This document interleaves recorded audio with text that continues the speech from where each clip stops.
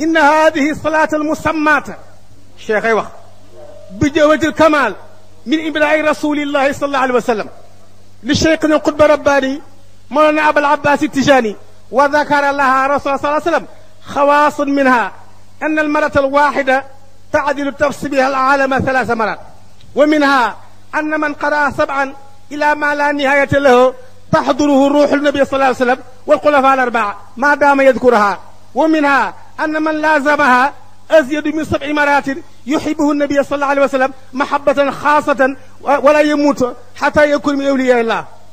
وقال سيدنا الشيخ عنه من دام على 7 إن النوم على طهر كاملة وفراش طاهر يرى النبي صلى الله عليه وسلم. شنامت يا نينا maamam nee na ko Cheikh Ahmad Tijaan nee na maamam nee na ko benn jeetul kamaal ku ko jàng mboolem loo xam ne aalam yaa ngi koy sabbaa muy aalam mulk aalam malakoot aalamul jabaroot aalamul naasoot aalamul haahoot aalamul lamri mboolem aalami li ñu sabbal yëpp benn per jeetul kamaal ko gën a forte yàlla. Cheikh Ahmad Tijaan nee na maamam nee na ko anna man qaraa 7 ila ma la nihayata la taxduruhu ruuxu nabi sallallahu alayhi wa sallam wal xulafaa al-4 képp ko xam ne jàng na jawtul kamaal juróom-ñaari yoon te sellal njàngin wa sallallahu alayhi wa sallam ak xulafaa al-4 yëpp danañ ko gane si maa la ko wax. nee na képp koo xam jàng na jawtul kamaal lépp nag juróom-ñaari yoon boo soppee Muhammad Muhammad sopp na la boo soppul Muhammad Muhammad sopp na la. nee na maamam nee na ko te kat wala yakunu xata wala yamuutu xata yakun min awliyaa yi képp ku jàng jawtu kamaal boo ko yëgee bala ngaa dee waliyu nga boo ko yëgul waliyu nga benn wilaaya gi ñu wan la ko ci sa dund wala ñu bàyyi ba ngay sukuraat wala booy dekkee aljana ñu takk sa garaatu wilaaya waaye du mën a ñàkk. nee na maamam nee na ko ba xaal seydina cheikh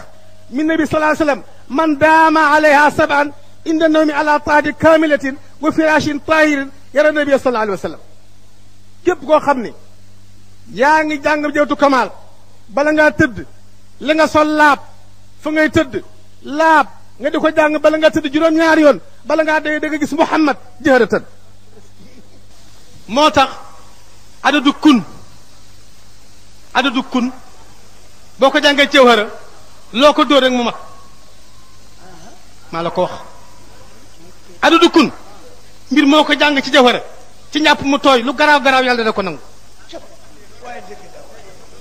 adadu kun rek keef 2 fukk la nun juróom fukk nga boole mu juróom 2 fukk loo ko dóor mu sotti. moo tax mag ñi fi lay xamoo ñu bari duñ ko jàngale. yéen lim lañ lay jox adadu laaheeg adadu nangam ak waaye kun mooy kun rek kun mooy kun rek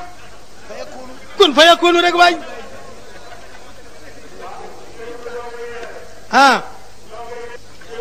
adadu kun boobule mu juróom-ñaar fukki petu jawtu kamaal